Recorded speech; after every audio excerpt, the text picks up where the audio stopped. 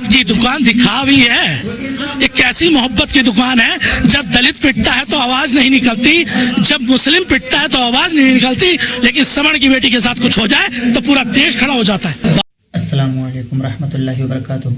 कैसे हैं आप हज़रात? उम्मीद है आप सब खैरियत से होंगे। अल्लाह ताला आप लोगों को खुश और सलामत रखे।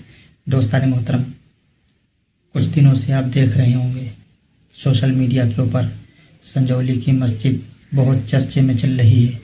आखिर उसका क्या मामला है, आइए पूरी हकीकत जानते हैं। इस वीडियो के ज़रिए एक सिख भाई ने मुसलमानों को क्या पैगाम दिया है, आप पहले इस वीडियो को सुने, इंशाअल्लाह आपका दिल हिल जाएगा। वाकई आज मुसलमानों को इस बात के ऊपर सोचना चाहिए और गौर करना चाहिए। पहले आप इस वीडियो को देखें, फिर उसके बाद इंशाअल्लाह हम आपसे आगे बात करते हैं। चलिए तो वीडियो को शुरू करते हैं। मोहब्बत की दुकान दिखा भी है।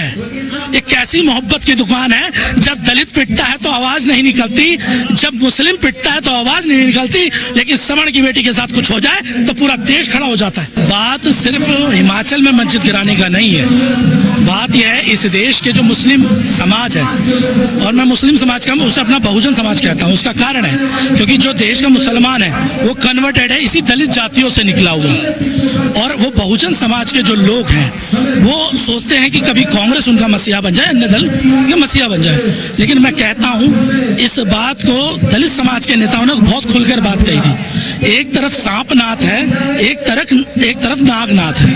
वो अगर आप सोचते हो वो आपके भले के लिए काम करेंगे, नहीं, क्योंकि इधर भी वही मनुवादी व्यवस्था के लोग हैं और उधर भी वही मनुवादी व्यवस्था के लोग हैं। कांग्रेस में भी मनुवादी है, बताइए कौन नहीं है?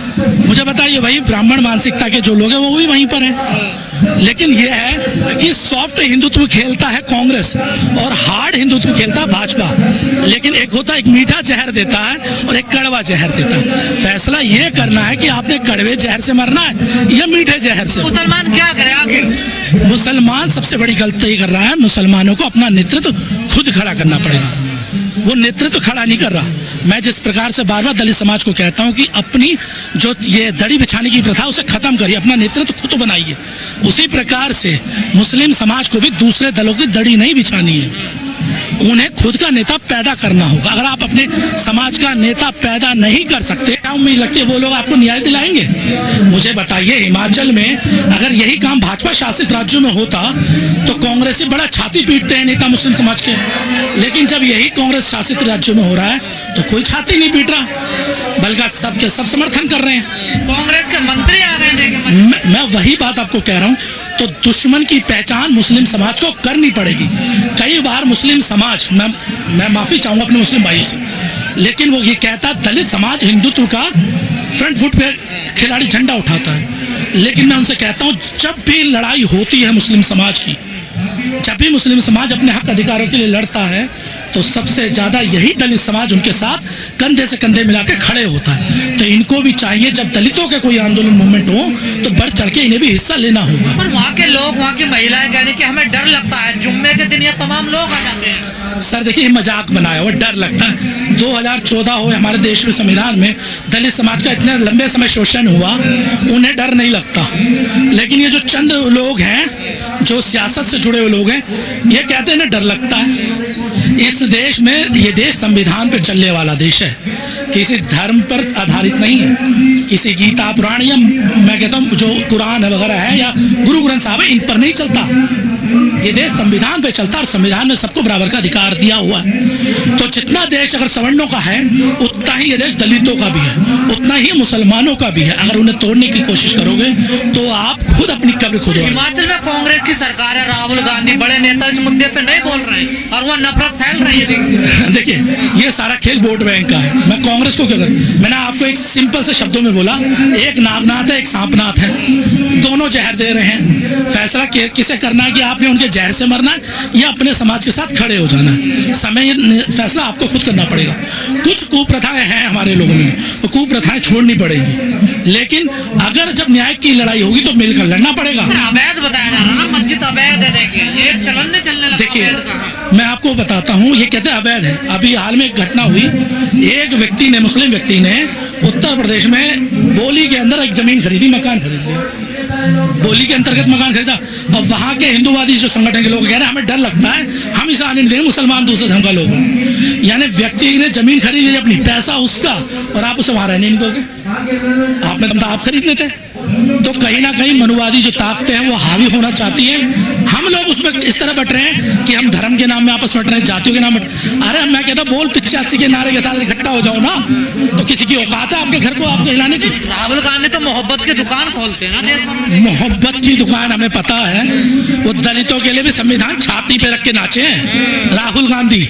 पूरे देश भर में जब 2024 का चुनाव था, संविधान छाती पे लगा के नाचे नाचे फिर रहे थे कि संविधान बचाना, संविधान बचाना है। लेकिन जब उसी समय राजस्थान के अंदर दलितों का उत्पीड़न हो रहा था तो मुंह से बत्ती निकलनी नहीं थी उनकी, सीसी भी ना निकल रही थी उनकी। तो क्या आप उम्मीद लगाते हैं उन लोगों से आपको न्याय मिल जाएगा? लड़ाई सही और झूठे नारे हैं सब सत्ता में आने के नारे हैं। हकीकत में लड़ाई जो पीड़ित वर्ग है वही इस लड़ाई को लड़ता है। शोषितों ने तो हमेशा शोषण किया है। नहीं, जो कांग्रेस में मुस्लिम नेता वो भी इस मुद्दे पर ही बोल रहे हैं। मैं हमें अभी आपने शायद अभी लास्ट में मैंने एक बात कही थी, कुछ एक दो इंटरव्यू मैंने बोला, आज कहीं ना कहीं समाज के जो ओरिजिनल जमीनी स्तर के नेतृत्व है वो ऊपर नहीं जाता। आज नेतृत्व हो जाता है जो समाज को अपनी जेब में समझता है, जिसे समाज से कोई लेना देना नहीं होता। पूंजीपतियों ने, सामंतवादियों ने आज तमाम राजनीतिक दलों पे कब्जा कर लिया। तो आपकी आवाज उठाएगा कौन? मरता जब भी है, जब भी शोषण का शिकार होता है, गरीब मुस्लिम होगा, शोषित जो गरीब परिवार का जो शोषित दलित है वो होगा। कभी सुना अमीरों का शोषण वहां पे हो रहा है? पूंजीपतियों का हो रहा हो? तो पूंजीपति तो सत्ता की चाटुकारिता को भाजपा में भी लेता है और कांग्रेस में भी लेता है। 131 सांसद होने के बावजूद भी हमें न्याय नहीं मिलता हमारे लोगों को। क्यों नहीं मिलता? क्योंकि वो समाज से जुड़े हुए नेता नहीं है, वो पार्टियों से जुड़े हुए नेता है। समय है समाज से जुड़े हुए नेताओं की। मोहब्बत की दुकान दिखावी है। ये कैसी मोहब्बत की दुकान है? जब दलित पिटता है तो आवाज नहीं निकलती, जब मुस्लिम पिटता है तो आवाज नहीं निकलती, लेकिन सवर्ण की बेटी के साथ कुछ हो जाए तो पूरा देश खड़ा हो जाता है। राहुल गांधी हिस्सेदारी की बात कर रहे हैं, सब की बात कर रहे हैं। वो देखिए संवैधानिक राज की बात करते हैं देश में, और उन्हीं के ही राज्य में हजारों लोग सड़कों पे। सत्ता नहीं है तो हिस्सेदारी की बात हो रही है। 7 साल में थे 22.5% दलितों को आरक्षण मिलता है, 27% ओबीसी को मिलता है। बैकलॉग क्यों नहीं भरा गया? दलितों को 8%, आज भी 8% से ऊपर नहीं भर पा रहे, और सारी सीटों पे एनएफएस लगा के सारे सवर्णों को भर देते हो। सारी सत्ता, मैं कहता हूँ राहुल गांधी के शासन में तो सत्ता मेरे पास गई, जब इनकी माता जी के पास, इनके क्या नाम है, इनके पिताजी के पास, इनकी दादी जी के पास जब सत्ता थी वो तभी गई ना। लेकिन राहुल गांधी ने ताला खुलवाया था बाबरी मस्जिद का। क्या प्रेम नहीं है क्या इनको कांग्रेस को मस्जिदों से? यार देखिए, आप भी जानते हैं ताला खुलवाना एक राजनीतिक प्रक्रिया हो सकती है वोट बैंक की लेने की, लेकिन उनके घरों को बचाना वो नहीं है। मूर्ति रखवाई थी उन्होंने। मैं कह रहा हूँ, आपसे पूछ रहा हूँ, मूर्ति इंपॉर्टेंट थी, मस्जिद का ताला खुलवाना इंपॉर्टेंट था? या एक मेहनत करके एक बड़ी मुश्किल से एक मकान बनाने वाला व्यक्ति जिसकी 2-2 पीढ़ी लग जाती है एक मकान खड़ा करने में? इतना प्यार क्यों? मैं पूरी बात कर दूं, पूरी पीढ़ी मेहनत करके एक मकान खड़ा करती है, जब वो पूरा टूट जाता, पूरा आशियाना उसको उजड़ जाता है, तब वो मोहब्बत की दुकान कहाँ चली जाती? क्यों नहीं आवाज उठती? नहीं, कांग्रेस अगर इतना बुरा मुसलमानों के साथ करे तो फिर मुसलमानों की तरह प्यार क्यों कांग्रेस? उसका एक बड़ा कारण है उनका नेतृत्व। मैं फिर कह रहा हूँ, नेतृत्व खराब है। सही नेतृत्व उन्होंने लिया नहीं, क्योंकि कहीं ना कहीं शिक्षा का अभाव दिखाई देता है। समाज, बाबा साहब कहते थे, शिक्षा वो शेरनी का दूध है, जो पिएगा वो दहाड़ेगा। हिमाचल के शिमला में हजारों लोग सड़कों पर आ गए हैं मस्जिद गिराने के लिए। ये आरोप लगता था कि जहाँ जहाँ बीजेपी की सरकार है ऐसा वहाँ पर हो रहा, लेकिन हिमाचल में कांग्रेस की सरकार है और वहाँ पर भी लोग हजारों की तादाद में मस्जिद को गिराने के लिए सड़कों पर आंदोलन कर रहे हैं, वहाँ पर बैठ लिए सड़कों पर आंदोलन कर रहे हैं, वहाँ पर बैठ लिए। तो देखा आपने ये वीडियो, आप नीचे कमेंट करके अपनी राय ज़रूर दें कि आपको ये वीडियो कैसे लगी।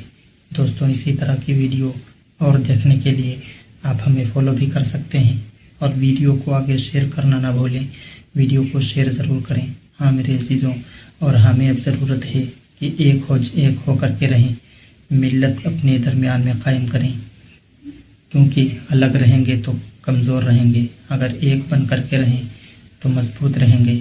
वही ज़रूरत है कि आज हम एक बन करके रहें और नेक बन करके रहें।